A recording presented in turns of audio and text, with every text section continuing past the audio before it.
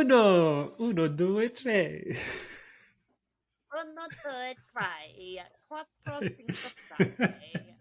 Sette, otto. Ocho, nine, Deuce. 10. Which is the perfect introduction to Shitted Bricks. Welcome. Hi, Kate. Hi, I Dom. missed you. I missed you. Don't even start with that. I missed you. Look, I'm smiling so much it hurts already, and we haven't even started. Ah. I love that. How have you been?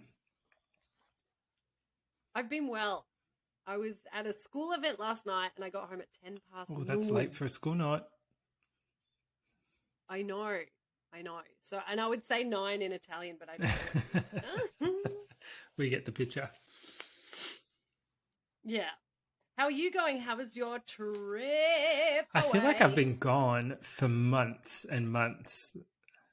I feel Yeah, like you it was a very jam-packed, non-stop, did as much as possible, which is the perfect kind of Dominic trip. That's perfect. That's what you Yeah. want to do. So much to share. So much to share. I'm so excited to hear But about instead it. of me, wasting everyone's time by rehashing my gorgeous, beautiful holiday, I thought, Kate, I would do something a little bit different. So for the next 2 Dominic stories, I'm going to do a story from each of the locations that I visited. I right? love it. Yes, Bring you all along. I stole the pod for 3 weeks. So it's just, it's your turn. You can have your way. No, I love to share. Your 3-parter, by the way, massive congratulations. That has been amazing. And we have smashed our personable best. Personable best. Well, we are usually our personable bests when we're on this pod, so I'll take it. Alrighty, but before I get into the first of my, travel stories, we should do some housekeeping. Housekeeping. Do I need to be closer to the microphone? No, I think you're pretty good. No, I'm all right. Can you hear me? Okay. Listeners, if you're listening and I sound like garbage, no. You're beautiful. I mean, the closer the better. Yeah, exactly. Well, housekeeping. Let's get through the usuals. Check out Kate and I on all of our social media channels. TikTok, Instagram are our faves. We are very funny. Shitten.bricks.podcast. You can find us anywhere. Just type it in and Google it. Find us anywhere and everywhere. Yeah. And while you're at it, you should totally check out our Patreon account, because even though we've been a little quiet there at the moment, you still get early access to things. And we are, with full intention, going to be sharing all more bonus episodes and merch. And Dom, I've been brainstorming with Chelsea because she is one of our primo Patreon subscribers. And so I was brainstorming about what does she want to hear more of? Like, what does she want to see? So I've got lots of ideas that are all coming in. But for those of you who aren't on our socials, you should be, because I'm going to share with Dom a visual cue. I changed my wallpaper on my phone today, Dominic. Oh, he's so handsome. Isn't that a great shot? So today at work, for those of you who are listening and not visualizing on our socials, which you should. Get on it. But I'll tell you what it is anyway. Yeah. It is my wallpaper I changed to 1980s Michael Douglas. And today in the office, I was talking to the staff. I distracted every single person in my staff room. And I was like, guys, everybody, put down what you're doing. Stop what you're marking. Stop talking about work-related things, because I have a very important question. Which picture of 1980s Michael Douglas specifically should I put as my wallpaper? Should it be this delightful one where he's like touching his chest and it's like all very George Michael. bright. But yeah, he's all very George Michael with the hair. Or the one I went for, which is like the pensive hand on the mouth type look. And then there was a dead pigeon in our schoolyard, so I took a picture of it. That should be shared on our socials. And, yeah. I want to send it to you. I'll send you. Do you know what? We'll do a vote on our social media. So you tell me what wallpaper I should have of 1980s Michael Douglas, and then you can have a peep at our pigeon. So it's really all happening. Kate's going to get this up on our socials so you can get involved. I will. 100%. You know what? I'm going to do it bloody right now. I'll do it during the story, and everyone won't know this because it'll go live before the actual episode's recorded. So yeah. Well, then that's fine. I'm happy to do that because maybe we'll get some votes during this, and then next episode I'll tell you what. That's a great idea. So yeah, Kate's obviously cooking up some great ideas for our Patreon. So it's only, such a small amount of money, but it goes a really long way. It helps Kate and I pay for all this amazingness. So get on that. Yep. Almost done, even though we're 1 minute and 16 seconds over, but don't stress. No, it's all good. It's better. I love it. We also are part of a group of other amazing podcasts called the BooPod Network. And usually we would feature one of their trailers, and we've done that like a few times already. So in the meantime, just go check out BooPod Network. It's all on our socials. There's like 13 other podcasts out there that are fantastic from all over the world. So if you like us, you're going to love them. So go check them out. Absolutely. And last but not least, if you can just finish this episode, don't go anywhere, keep listening because I haven't even got to the good stuff yet. But this year is our year of ratings and reviews and things of that nature. So after you listen to us and you have the 5-star experience and you're sitting on your toot or you're going for your walk, just go give us a quick little 5-star review. We'd be so grateful. Yes, please. Yeah. We'd love that. Thank you. And as always, if you got any complaints or you just want to have a chat with us, jump on our socials or email us at shitten.bricks.podcast@gmail.com. And that is the end of housekeeping. Oh, that was nice. All right, Kate. Are you ready for the first of 2 totally separate stories? So don't worry, folks. This isn't like 2-parter stories. This is 2 separate stories, but all inspired by my most recent trip. I love it. I'm here for it. I'm excited. I want you to Okay, so let me kick it off with a bit of context. So recently, I just got back from a trip where I spent 6 days, 5 nights in the Philippines, specifically the beautiful island of Boracay, which is, it's the most beautiful island. It's the hot spot. Everyone wants to go to Boracay if you want to, beachside experience. Yeah, really, really lovely. By the way, beautiful people, beautiful landscape, just beautiful. Everything is beautiful. They're so sweet. And I'm going to give you some more information about the Philippines in a second. But the reason I was there is because 2 of my bestest Judies, Eves and Jordan, were celebrating multiple things. Eves was turning 40, the big 40. Oh my goodness, I can't believe that's the age bracket I'm in right now, but nothing wrong with that. I still look 20. And while they were in Boracay, there was about 50 of us coming over for this trip, so quite a lot.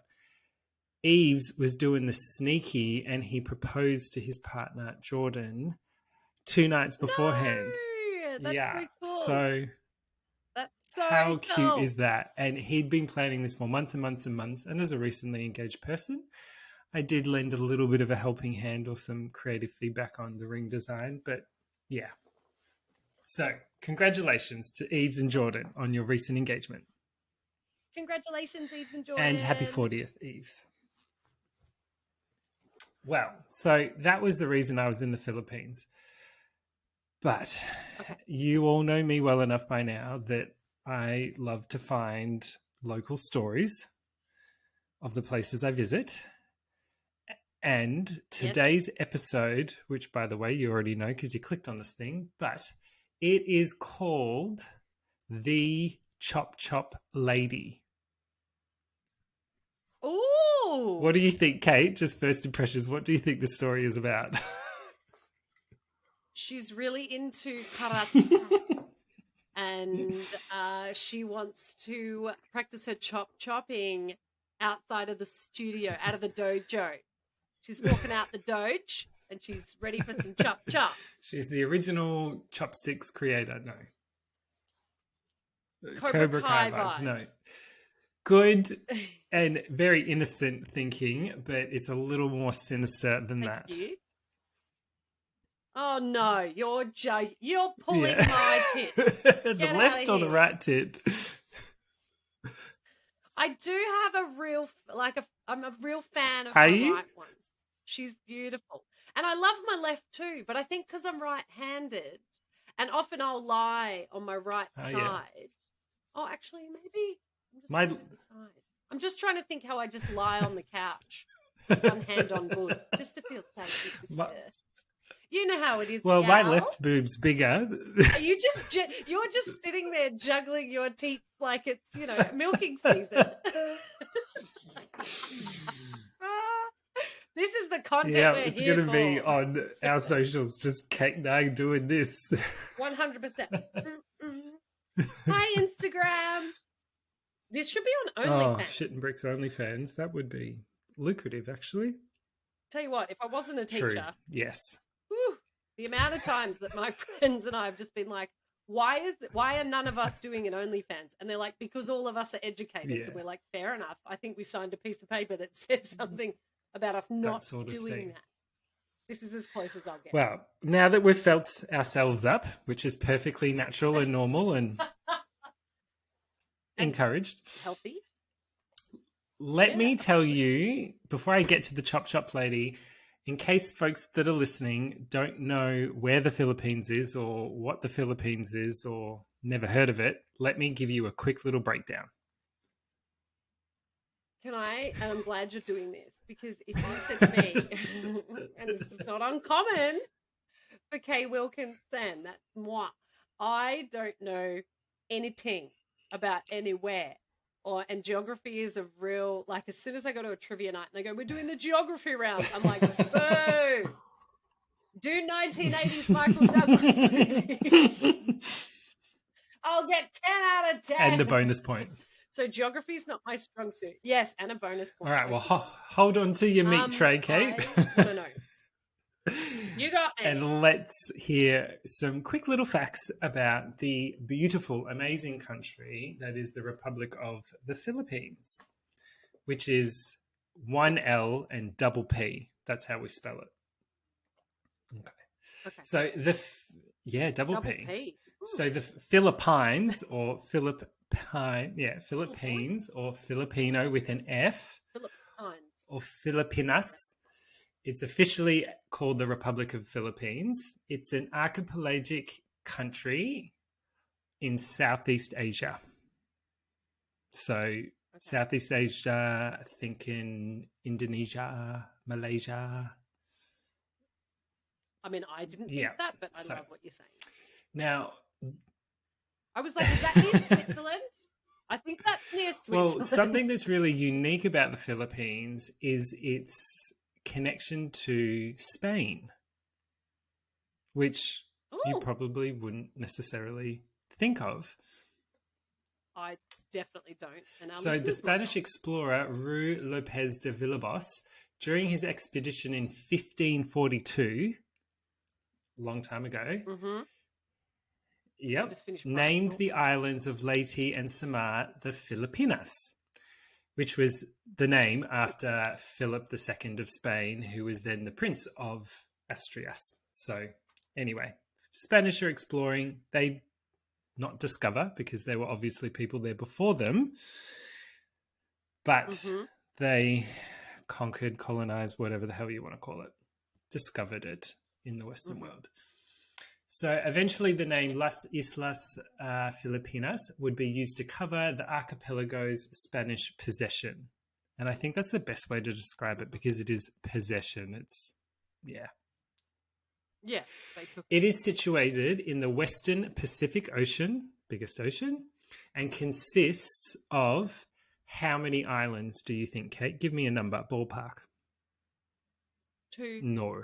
islands. Ooh. Oh, Way higher, higher. lower. Higher. I need the Price is Right music. I need that little yodeling guy walking up there.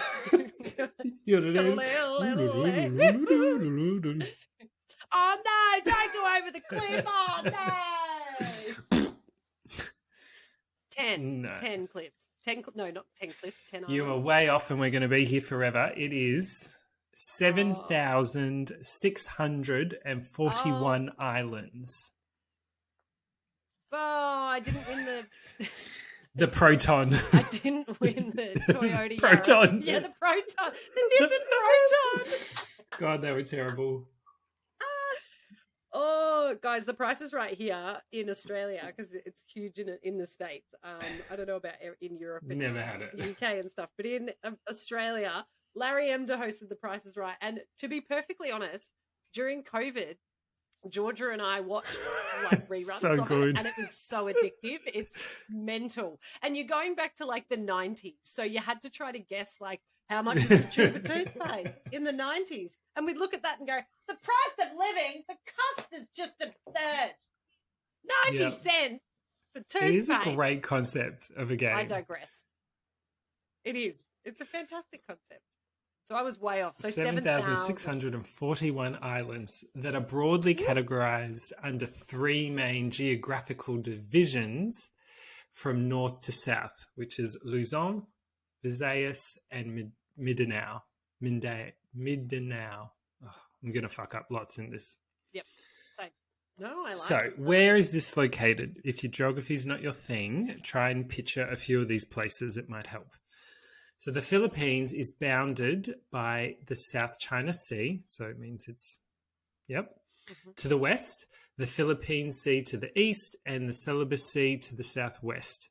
It shares maritime borders with Taiwan to the north, Japan to the northeast, Palau to the east, southeast Indonesia, so Bali, to the south, Malaysia to the southwest, and Vietnam to the west.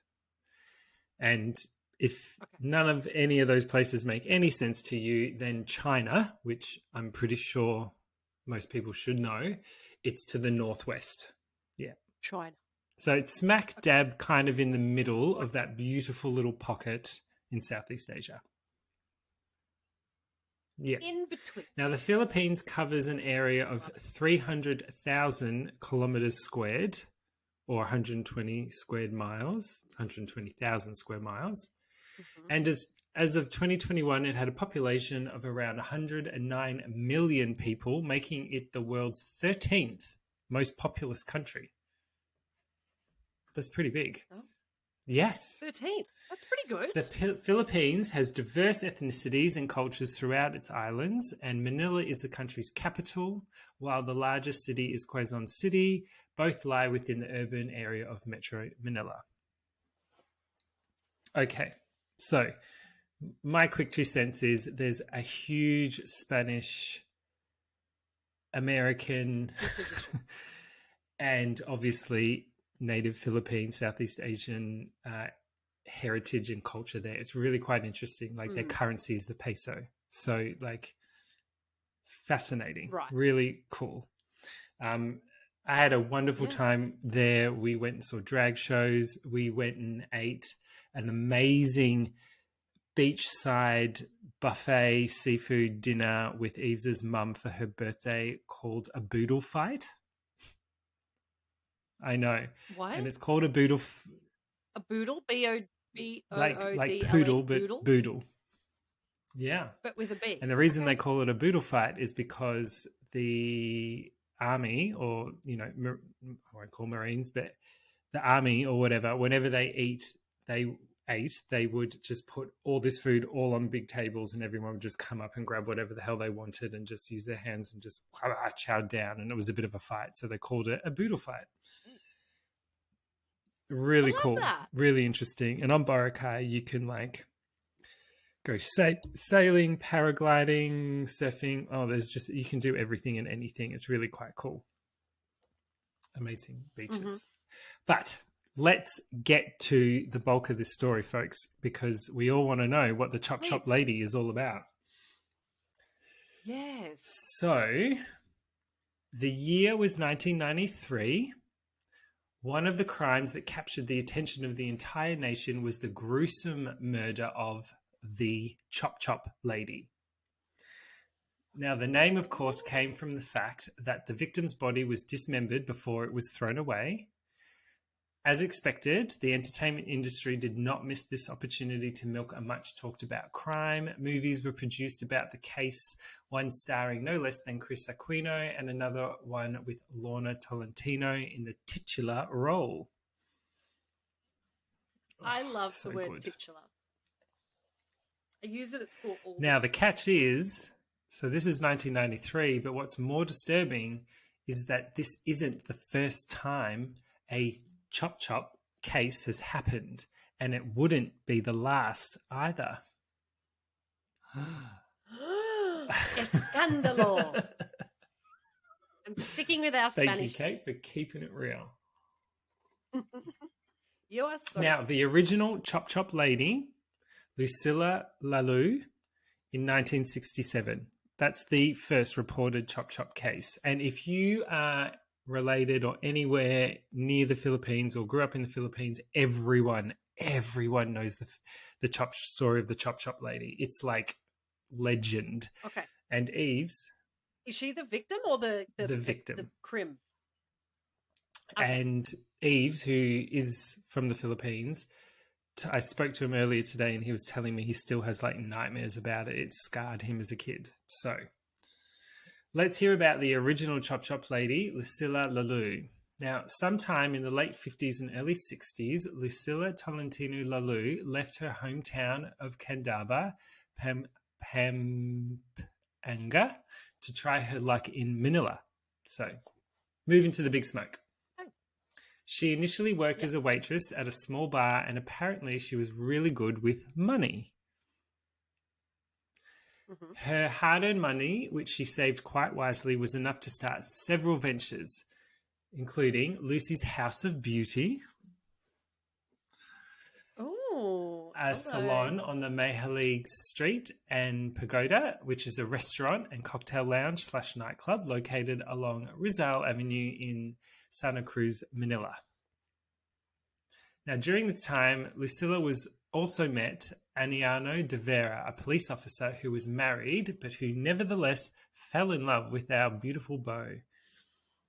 Soon, the two began living together in a common law marriage, and their union was blessed with a child.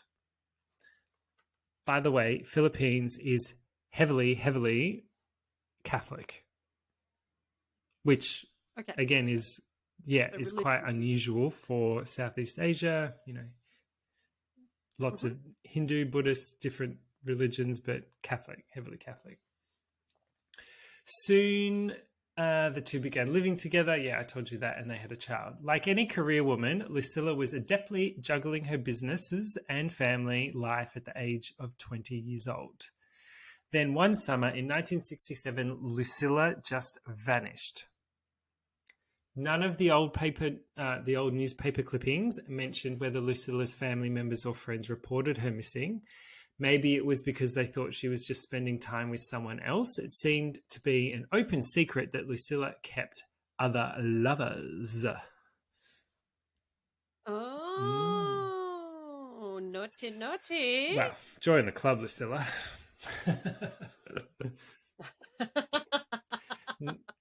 Yeah. Standard. Now, on May 28th, police officers found human body parts, a woman's pair of legs cleanly cut in 4 pieces, wrapped with a newspaper dated May 14th. The legs were found in a garbage can along Malabon Street, not far from Pagoda, and the garbage collector who found the parts said that they were cold to the touch, as if they had come from a freezer.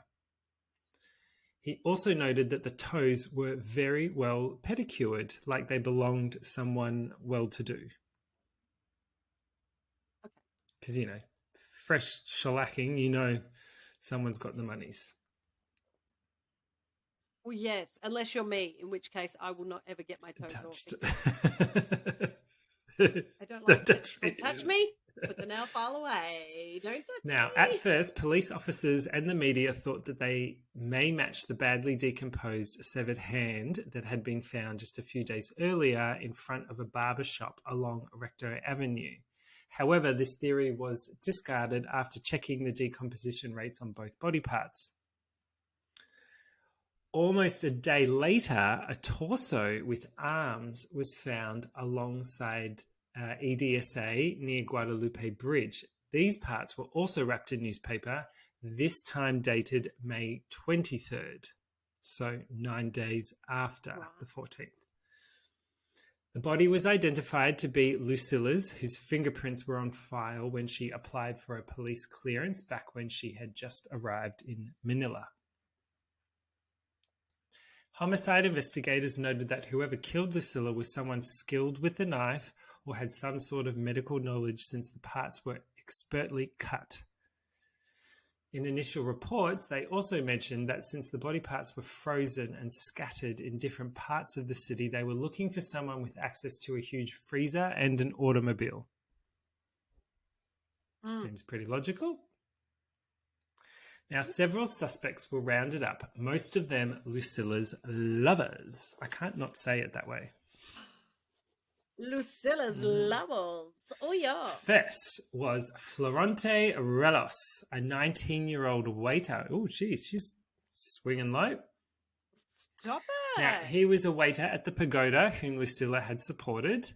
However, Florente was drinking with his friends during the time of the crime and he was released. He also did not have any motive to kill Lucilla, the person who was both his lover and financial provider. So it just didn't really make sense. Yeah, He's exactly. sugar mama. I love a sugar mama. Yeah, I'm on the hunt for a sugar daddy. So once I find him, I'm not going to go and chop him up. There's some apps for that, Kate. I can show you.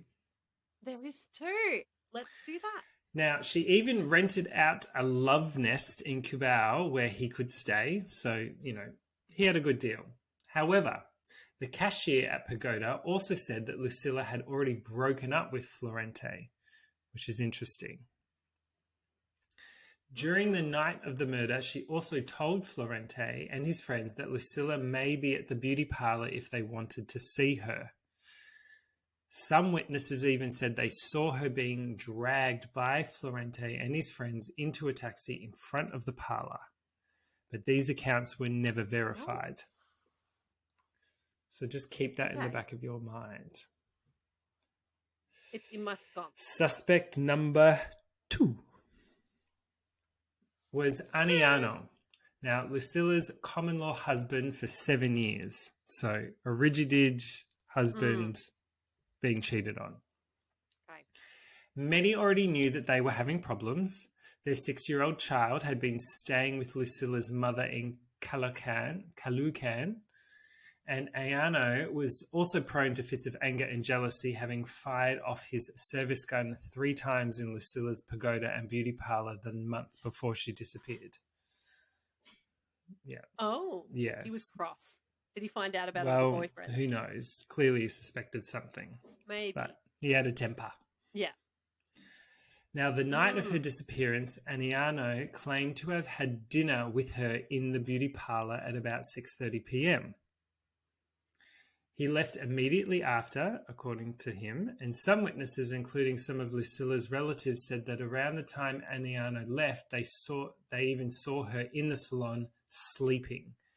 However, this contradicts Florente's earlier testimony that he and Lucilla had met around 7:30 the same night in another cocktail lounge on Rizal Avenue. So, it's kind of confusing here. You don't know who's saying what and times are not aligning. They're all just saying different things. So we've got Florente, we've got Aniano. There was another suspect. Yeah, so Aniano, the husband. The toy boy Florente. Toy boy for Florente. But there was another suspect. An executive of a printing firm who was also said to be Lucilla's lover. Oh. Now, he was never no. named in any of the reports, only that he was suspected because of a cardboard material used in wrapping newsprints that was found under the torso of Lucilla. I don't know. That seems a bit weak to me. Like if it's something that's commonplace, used for wrapping, it could be anywhere. It's not really rare, is it? Right? Yeah. No, that's right. It's not like some particular fabric that is only available in 4 places. But look, it's still worth mentioning because you never know. Maybe he was stupid enough and he... Yeah. Now, this mystery man seemed to have an alibi for the night, and this angle wasn't explored any further. I hate it when they just do that. They don't tell you why. They just say, he's got an alibi. How strong is that alibi? Nah. Is that, where's... Maybe they can't say? What's like the process of that? Like maybe they can't give We're in the 50s, remember, as well. So, yeah, that's true. Nothing's solid.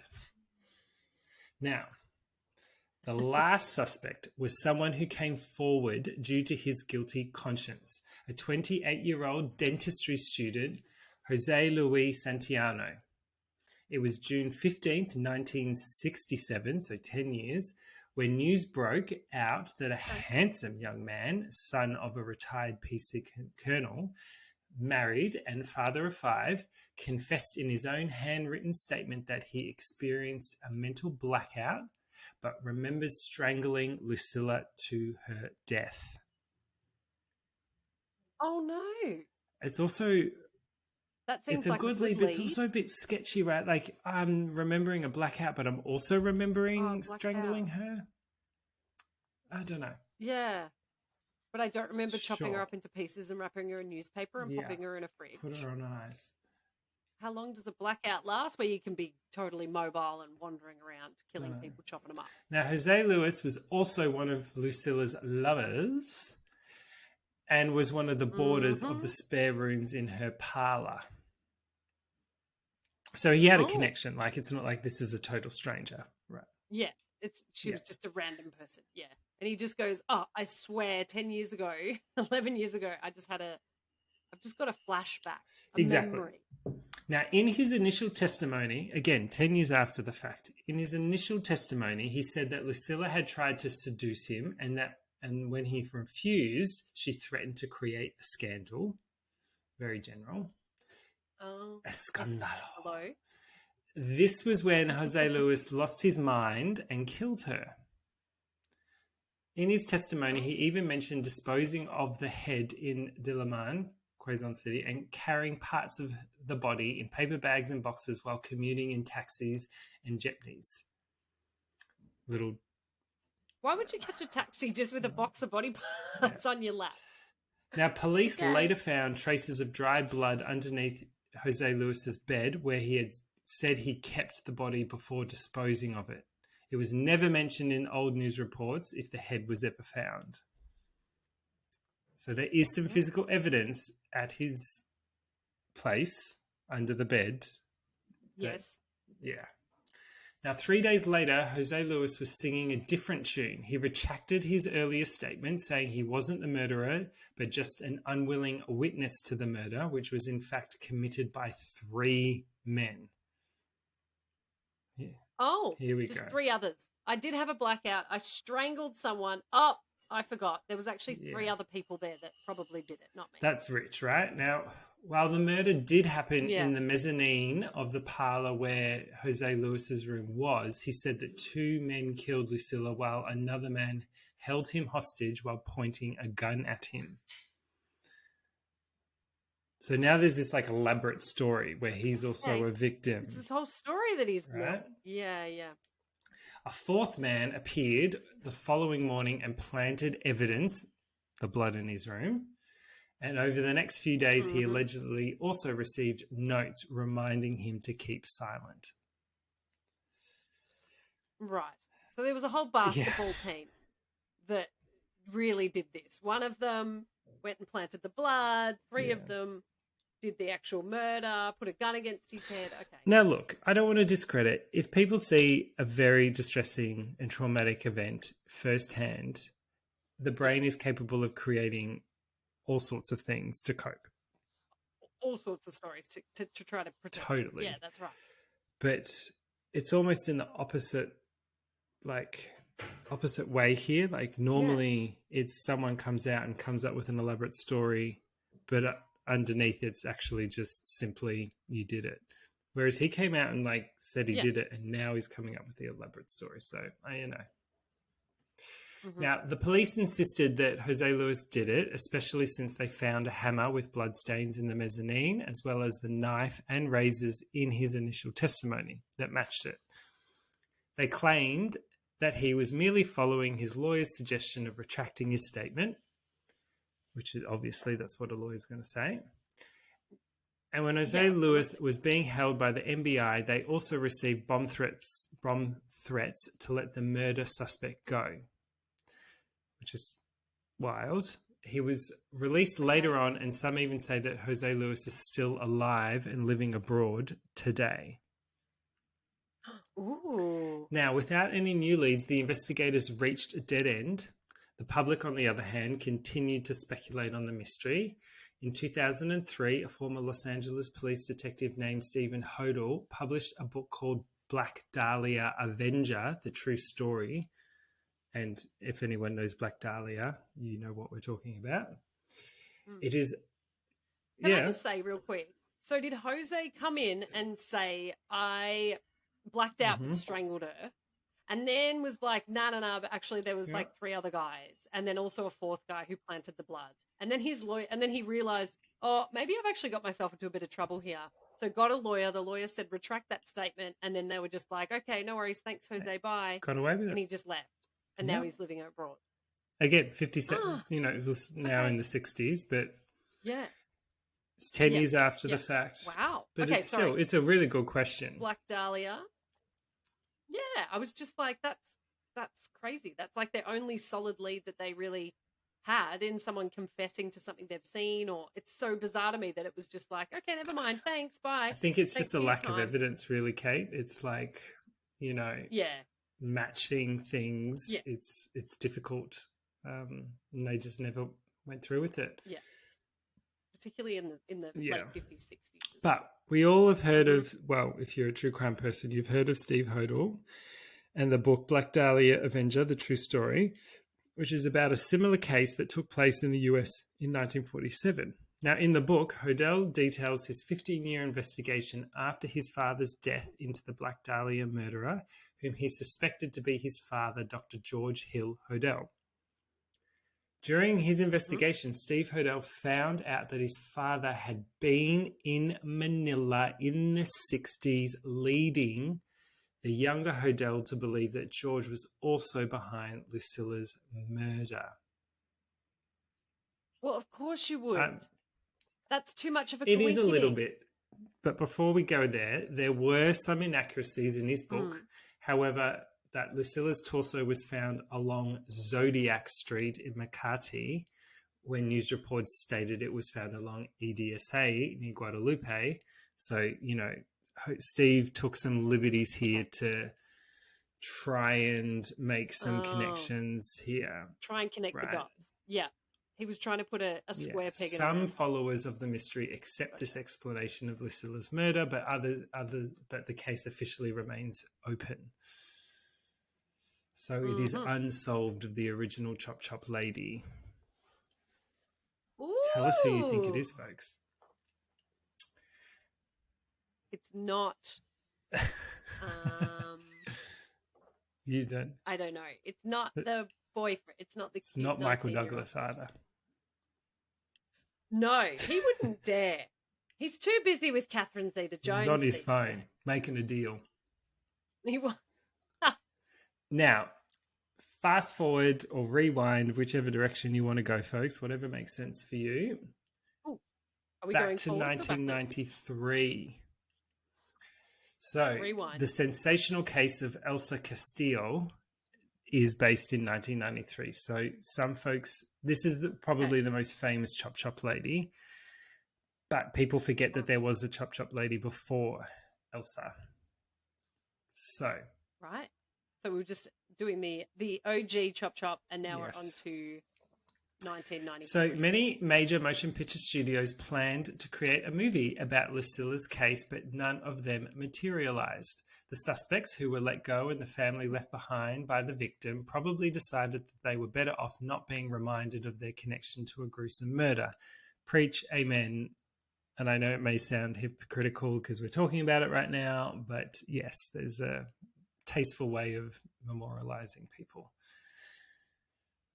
Yes, there is. Now, the exact opposite transpired for the next Chop Chop Lady case, which happened 3 decades later. The victim was Elsa Santos Castillo, the assistant personal manager for Apex Motor Corporation.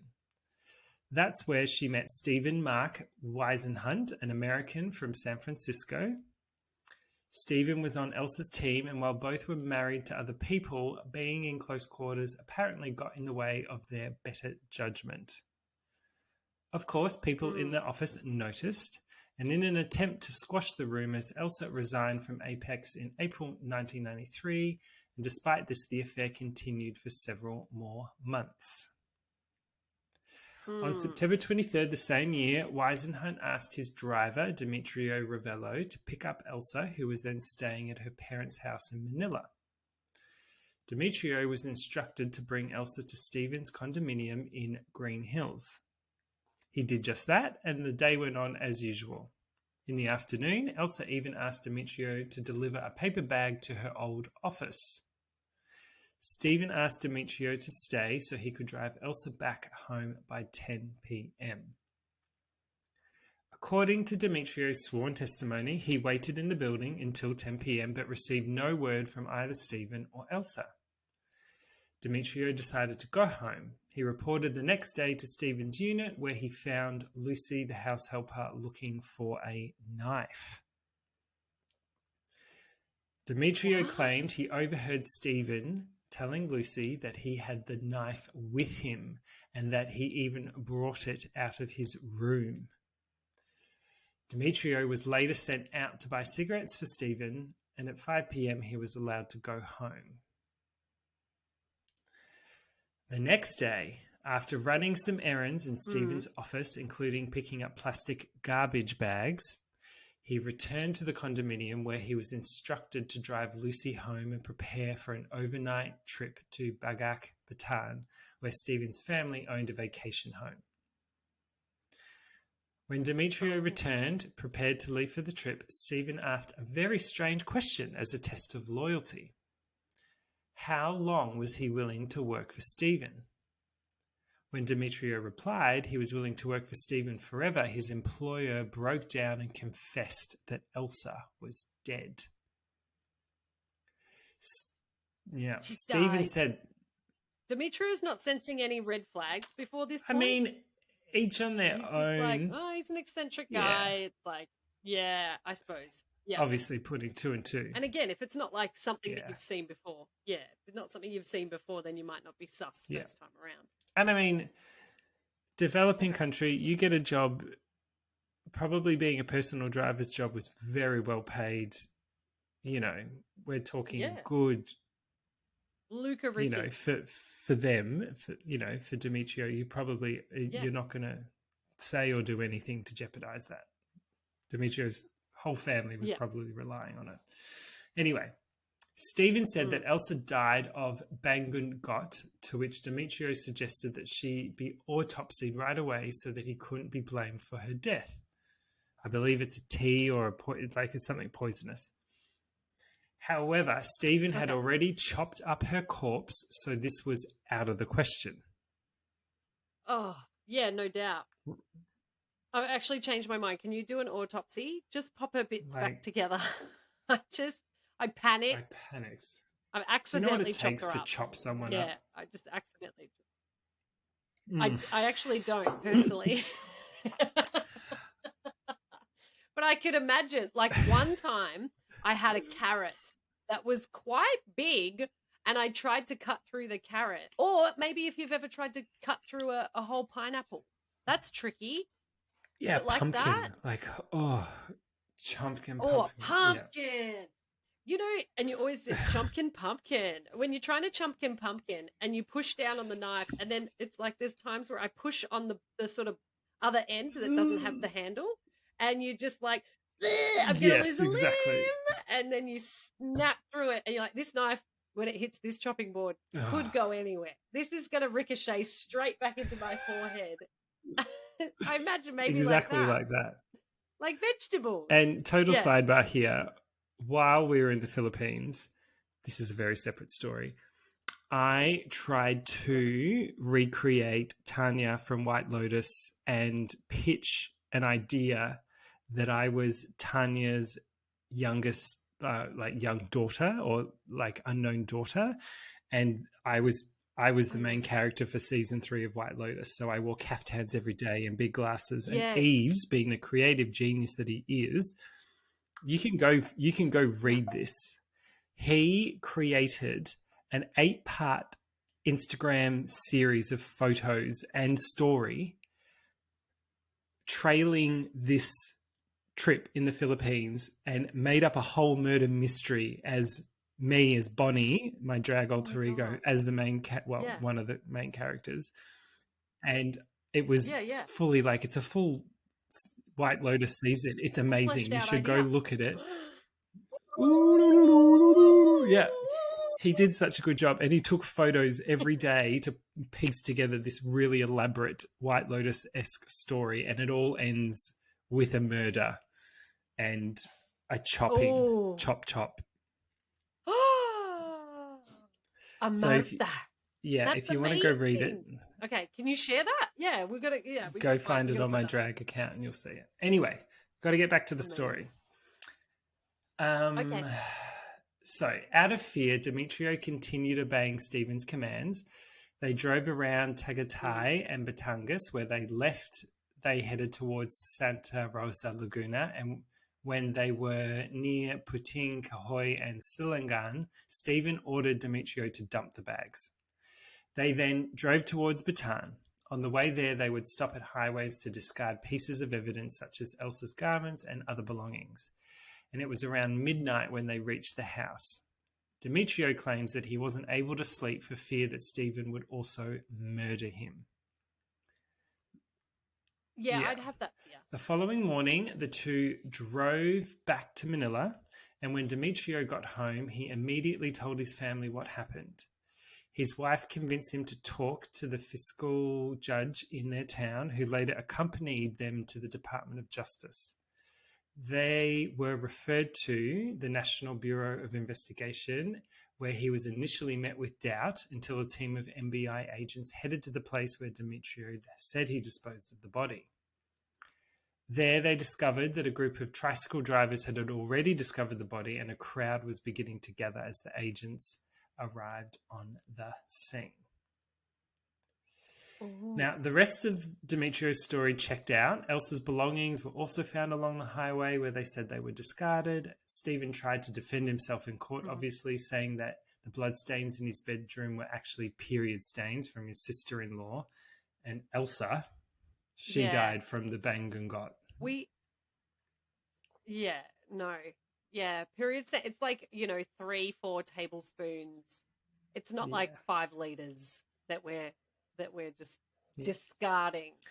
Now, of course, the court had its own medico-legal, team who actually did the autopsy on the body and declared that Elsa did not die from Bangungot, but from 3 stab wounds to the chest before being dismembered. And even if she died from Bangungot, why would Stephen chop up the body? Stephen's story did not make sense.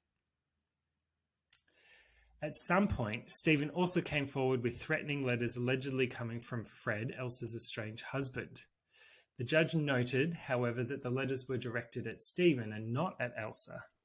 And more to the point, Elsa apparently had reconciled with Fred a few days before her death, and this was perceived as the motive for Stephen killing Elsa. The case was pretty straightforward. Judge Ricardo Molina, in a 35-page decision, said he found Stephen Weisenhunt guilty of killing Elsa Castillo. He was sentenced to life in prison and was ordered to pay 100,000 pesos, representing actual expenses for the funeral services and wake for 5 days. and 3 million pesos by way of moral damages, exemplary damages in the amount of 1 million pesos, and the attorney's fees in the amount of 150,000 pesos. A year later, the case captivated the country and was translated into 2 films. The Aquino Stara, the Elsa Castillo story, portrayed by Elsa as a tragic heroine, confused by her own feelings and a victim of circumstance. And in the other movie, in Chop Chop Lady, the Elsa Castillo story, Lorna Tolentino portrayed Elsa as a Palaban, independent woman who knew what she wanted in life. So soon, the Chop Chop Lady became the stuff of urban legends and a cautionary tale for wayward wives or girls who came home too late. The case was catchy enough that people would remember it when you mention it to them, but not a lot of them know the true ending of what seemed like an opened and shut case. So after spending 19 years in jail, Stephen was deported to the US to serve the rest of his sentence. He boarded a flight to California on February 23rd, 2013, after being released from the National Bilibid prison. The immigration officials said that his life imprisonment sentence in 1993 was commuted because of good conduct while in prison. He's blacklisted from returning to the Philippines. Yeah, you would hope think. so. I can't believe they were just like, 19 years is enough of a life. That 19-year-old, if a 19-year-old died, you wouldn't think they had a life, would you? That's not a lifetime. He chopped up a person. Yep. Good gracious. Okay, I'm going to whiz through the final Chop Chop Lady story. It's just 1 page, and then we're going to wrap it up because I feel like I've been going for too long. Let's do it. Now, no, you've been going for the perfect amount of time. The third and final Chop Chop Lady related story is the tragic death of Mitzi Joy Balunze in 2017. So 6 years ago. Oh, yeah. And also, Stephen was in prison. Jeez. He's in the jail. Jeez. He's in the jail. Now, on January 7th, 2017, a rice sack and a box containing the dismembered remains of a teenage girl were found along a road in Trece Matriz, Cavite. So bad. A suspect was immediately arrested for the crime not long after the body had been discovered. The killer was 20-year-old Alvin de Los Angeles, a fellow student of the victim, Mitzi Joy Balance, who was only 17 years old when she met her grisly end. Alvin and Mitzi were in the same theatre group. Mitzi was a sophomore student taking up tourism. She was a smart, talented dancer who was also an active member of their church. The last time Mitzi was seen alive was on June 5th, so quite a while ago. We're talking over 6 months. Yeah. When she went to school to enroll. Yep. Later that night, her relatives received a text message from Mitzi's number saying she hadn't finished enrolling and that she would be staying overnight at a friend's place. Her aunt, as you know these stories, how many have we heard? The phony texts. Now, her aunt immediately suspected that something wasn't right because the texting style was different. Mitzi always ended her messages with "I love you," which she didn't include in the mysterious text. Her worst fears were confirmed when Mitzi's body turned up days later. Now, when Alvin came forward, he claimed that he and Mitzi were in a relationship. He also claimed that Mitzi ended their 4-month relationship and that she had been hoping to get back together with her, which is why he invited her to his house. According to Superintendent Egbert Tabian, the chief of police, this wasn't true. Alvin was just someone who was obsessed with Mitzi and who tricked her into coming to his house by asking that she pray for his deceased sister. Oh, that ain't right. God, that's a bit morbid. In an interview with a broadcast network, Alvin said his vision darkened and that he lost his mind when Mitzi allegedly didn't want to get back together with him. He doesn't want to get back together, so I chop it up. I don't know where to put it, Alvin said in the same report. Now, Alvin borrowed a friend's apartment to do the grisly deed, expertly extenuating dismembered parts of the body in a bathtub. After wrapping the dried parts, he got 500 pesos from the victim's wallet and asked a tricycle driver to bring him to a secluded place where he could dump the body. What do you say to the tricycle driver? I mean, I've just got a bag of sports clothes that are really stinky. You just don't say anything. Yeah, if you go to Southeast Asia and you go to places like Vietnam, Cambodia, Indonesia, Thailand, all, it's just a different way of living, and it's a different what you see and what's, people are carrying boxes and crates and food and things are just left out everywhere. It's just a different, it's just not unusual. Like someone carrying a big garbage bag full of something going somewhere. It could be someone's clothes, food, anything. You just wouldn't even blink an eye, to be perfectly honest. Yeah. Okay. And it's so busy, hustle and bustle. They just want the fare. Yeah. So... Yeah. Now, the killer's confession made it a straightforward case and he was incarcerated right away. Unlike the other cases, there wasn't a media frenzy about this equally gruesome murder. Perhaps this was playing out to public, desensitized by news about extrajudicial killings and tokhang, unlike in the past. There were even rumors spread by social media pages and bloggers that Alvin had been killed by police officers in jail while he allegedly tried to fight back with a police officer's gun. No major news outfit has confirmed this, however. So it's all a bit sketchy. In the case of Lucilla, Elsa, and Mitzi, one thing is certain. They were smart. They were successful women who didn't deserve the death they were given by no less than people that they trusted. And that, folks, is the end of the Chop Chop Lady phenomena in the Philippines. Yay! I mean, not yay because of the content. Yay that story. You told it so well. I learned so many cool new things. You're most welcome. Again, like what I did with Koh Tao, I don't want to paint a picture of a country or a place in one broad brushstroke. So we're not going to do a revisited episode. This is one story and it's not representative of a beautiful, beautiful people and country that is the Philippines. So I highly recommend. It is a very safe place to go. It's a very safe place for queer people to go. Put it on your list of Southeast Asia places. Yes. Especially if you're listening from the United States at the moment. It's just sending you all of our love. Thank you, Dominic. I appreciate you telling your story today. And hey, guys, we're at the end of the episode. So do you know what that means? 5 stars, baby. Do it. Push it. Push it real good. Push it. Yeah. I'll see you so soon, Dominic, because we get to see each other now because you're not away on Pali. I will see you next week. And I will, Jail. See you next week, everyone. Love you Ciao. guys.